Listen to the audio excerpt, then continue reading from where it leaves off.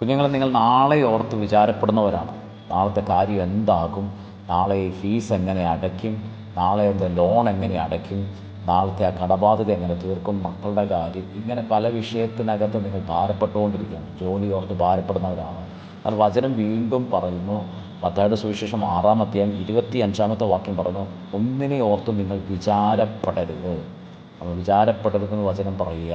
26-ാമത്തെ വാക്യം പറയുന്നു, ആകാശത്തിലെ പറവകളെ നിങ്ങൾ നോക്കുവിൻ, അവ വിതയ്ക്കുന്നില്ല, കൊയ്യുന്നില്ല, കളപ്പുരയിൽ കൂട്ടി വയ്ക്കുന്നതുമില്ല, എങ്കിലും സ്വർഗസ്ഥനായ നിങ്ങളുടെ പിതാവ് അവയെ പുലർത്തുന്നു.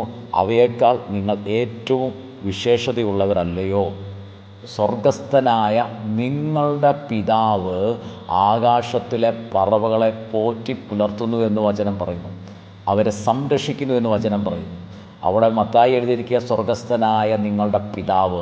ആ വചനത്തിൽ നിന്ന് നമുക്ക് മനസ്സിലാക്കാൻ കഴിയും, നമ്മൾ ദൈവത്തിൻ്റെ പ്രിയ മക്കളാണ്. റോമാലേഖനം 8-ാം അധ്യായത്തിനകത്തും യോഹന്നാൻ സുവിശേഷം 1-ാം അധ്യായം 12-ാം വചനത്തിനകത്തൊക്കെ പറയുന്നു, നമ്മൾ പുത്രന്മാരാണ്, നമ്മൾ ദൈവത്തിൻ്റെ പ്രിയ മക്കളാണ്.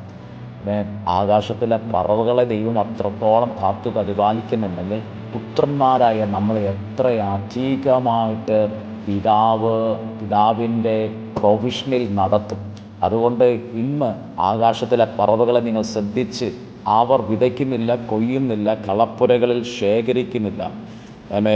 അവയെ നടത്തുന്ന അതേ നിങ്ങളുടെ പിതാവ് നിങ്ങളുടെ സകല ആവശ്യങ്ങളെ പിതാവിൻ്റെ പ്രൊവിഷനിൽ നിന്ന് അധികമായിട്ട് നിങ്ങളെ വഴി നടത്താൻ പോകുകയാണ്. ഇന്ന് ദൈവമക്കളായ നിങ്ങൾ സ്വർഗീയ പിതാവായ നിങ്ങളുടെ റിയൽ പിതാവായ യാഹുവിലേക്ക് ശ്രദ്ധയോടെ നോക്കിയാട്ടെ. ആ പിതാവിൻ്റെ സ്വർഗീയ പ്രൊവിഷൻ പ്രാപിച്ച് നിങ്ങൾ ജീവിക്കുന്നവരായി മാറട്ടെ.